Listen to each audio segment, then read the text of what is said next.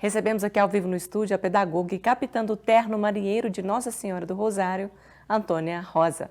Boa noite, seja bem-vinda ao nosso informativo, Antônia. Obrigada pela presença. Boa noite, eu que agradeço, né?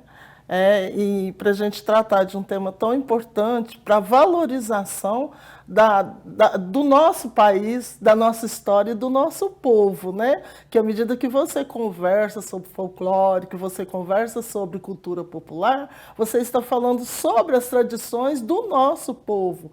E principalmente quando você valoriza essas tradições e que você traz à tona essas discussões. Né? No vídeo de entrada, a gente percebe muito algumas lembranças e as lembranças que remetem à nossa infância. Então, é outra questão que é importante da gente estar valorizando, que são os momentos da infância.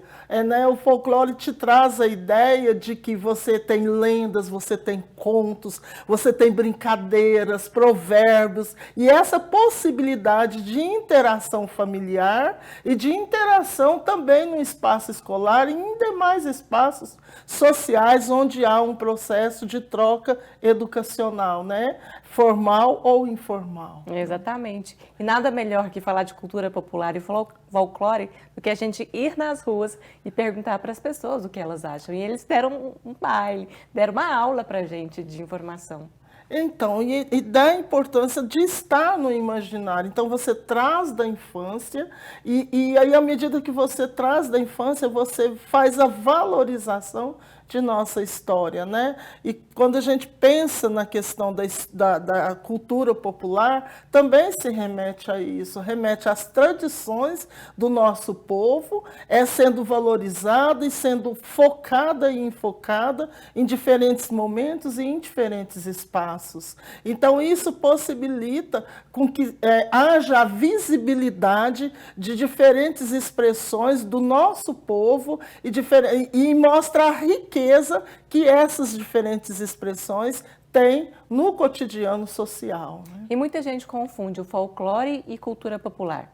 São coisas diferentes ou estão todas no mesmo espaço? Então, é outra questão que eu acho muito importante.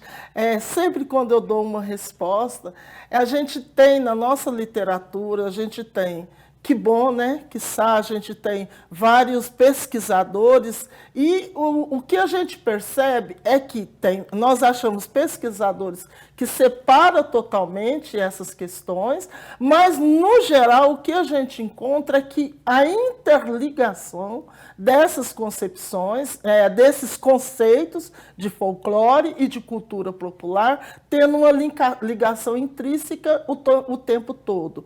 O que a gente poderia chamar isso? Por exemplo, quando a gente viu também na entrevista uma pessoa dizendo, dando exemplos, né, de representações ou exemplos do folclore, ela diz diferentes manifestações. Então, em algum espaço da literatura, você vai encontrar, enquanto folia de reis, congado, enquanto representação folclórica, mas também enquanto representação da cultura popular.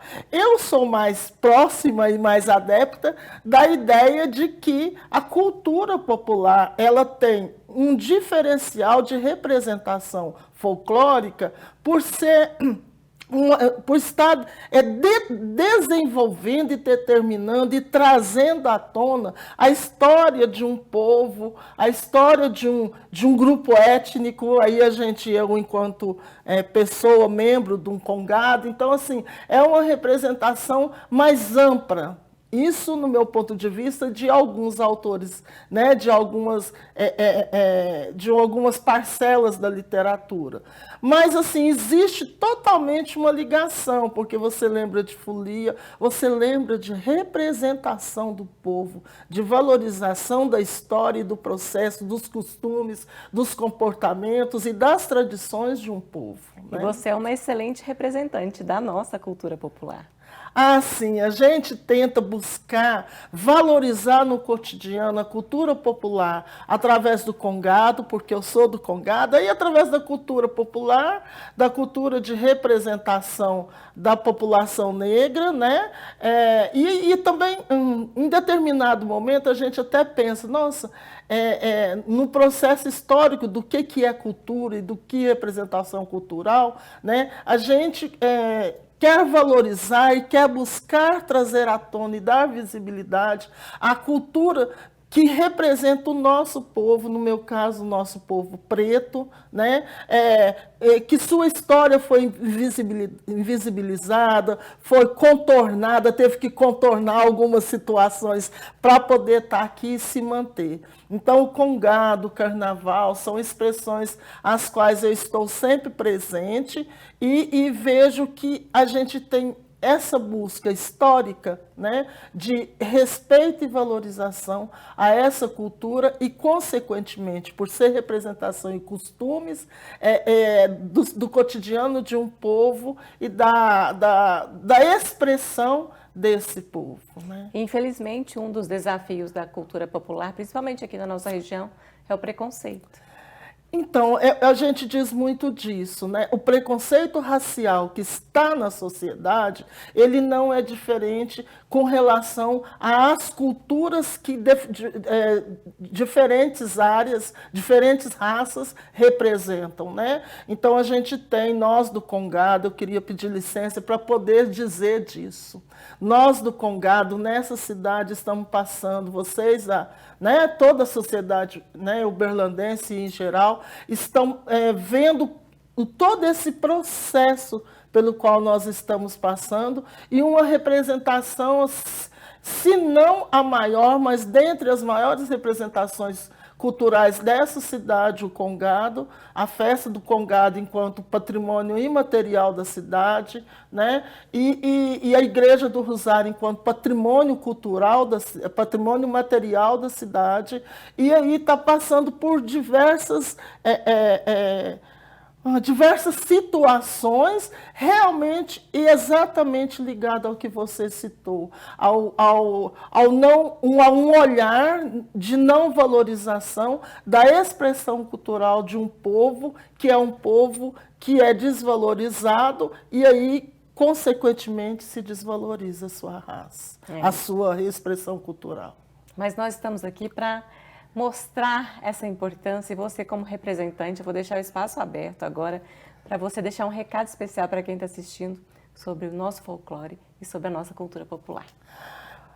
É de suma importância que a gente entenda que cada povo tem o seu valor. Né? A nossa sociedade em geral, precisa de entender e a gente não está pedindo licença também para isso, a gente está dizendo que todos nós, negros, não negros, indígenas, temos um valor, o seu processo histórico e de representação nesse país. Então, junto com esse povo, existe uma cultura, existem representações folclóricas que precisam ser valorizadas. Então, aí eu deixo o convite, porque nós estamos no processo de preparação para a festa do Congado de Uberlândia, a festa de 2023. Fica aqui um convite, vá conhecer, porque o conhecimento proporciona mudanças de olhares, né? E é nesse sentido que a gente acredita na educação também, porque a educação possibilita essa mudança, né? Ela não pode sozinha, mas com ela, com a cultura, com o olhar, com o conhecimento, é possível a gente ter essas mudanças. E através da cultura, do conhecimento sobre o folclore e valorização desse folclore, a gente pode conseguir trabalhar provérbios em sala de aula, você pode conseguir trabalhar cantigas, brincadeiras, e tudo isso possibilita com que o conhecimento chega a um número maior da população e esse conhecimento possibilita a mudança dos olhares. Então, fica o convite aqui. Vamos mudar o olhar com relação ao folclore, à cultura popular. E dando esse pontapé, então, venha conhecer a festa do Congado de Uberlândia, porque você com certeza estará conhecendo uma das maiores representações da cultura do povo preto dessa cidade, da região e do país. Muito obrigada pela participação, o convite aí foi feito, parabéns pelo seu trabalho e até a próxima aqui do nosso informativo. Boa noite. Eu agradeço, boa noite.